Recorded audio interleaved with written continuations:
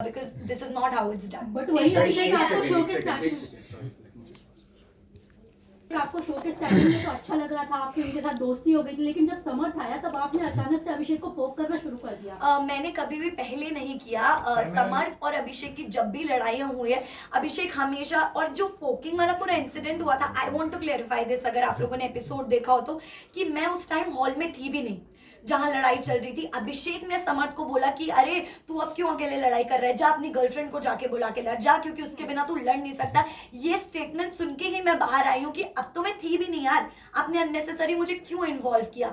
तो मैं इन्वॉल्व हुई, मैंने शायद पब्लिकली सबके सामने समर्थ की तरफ अपना प्यार और सपोर्ट दिखाने के लिए उसको वहां कुछ नहीं बोला। बट आप लोगों ने क्लिप देखी होगी जिसमें मैंने अलग से समर्थ को बोला कि यार प्लीज स्टॉप इट। शायद मे भी कहीं ना कहीं ज्यादा लग रहा है, बट पब्लिकली मैंने नहीं बोला क्योंकि मैं नहीं चाहती थी मैं किसी अपने इंसान को इस तरह पब्लिकली कॉल आउट करूं। आपका रिलेशनशिप जो था आप लोगों ने बाहर रिवील नहीं किया था, बट कई सारे लोगों ने ये अंदाजा लगा दिया था आप लोगों का रिलेशनशिप है, बट आपने मीडिया में आकर कभी नहीं बोला।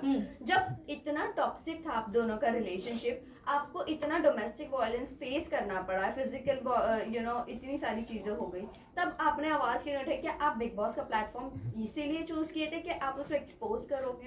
बिल्कुल भी नहीं, क्योंकि मुझे काफी टाइम तक तो पहली बात पता ही नहीं था कि अभिषेक फाइनलाइज्ड है शो में आने के लिए। मेरा काफी पहले ही फाइनल हो चुका था शो में आना। And talking about that physical violence thing, अगर आप आगे कभी अभिषेक को इंटरव्यू करते हैं या आप अंदर मीडिया कॉन्फ्रेंस राउंड भी करके आए होंगे, तो अभिषेक ने शायद, मुझे लगता है कि चीज उसको एक्सेप्ट करनी चाहिए कि कितनी बार मेरी तरफ से उसे अनकाउंटेबल अनगिनत चांसेस मिले हैं कि यार जो भी हो रहा है कोई बात नहीं, ठीक है, मैं अभी दुनिया के लिए कितनी भी स्ट्रॉन्ग लड़की हूँ, मैंने कितना ही कुछ फेस कर लिया हो, लेकिन जब आप एक रिश्ते में होते हो, आप किसी से प्यार करते हो, तो आप उस इंसान की 100 गलतियां माफ भी करते हो। और मैंने भी वही किया, और वही मुझे ऐसा लगता है कि इस प्लेटफॉर्म पे आके मुझसे एक बहुत बड़ी बेवकूफी हुई कि मैंने उस चीज को तभी उसी टाइम कॉल आउट नहीं किया। So I am feeling like a fool कि मैंने तब नहीं बोला।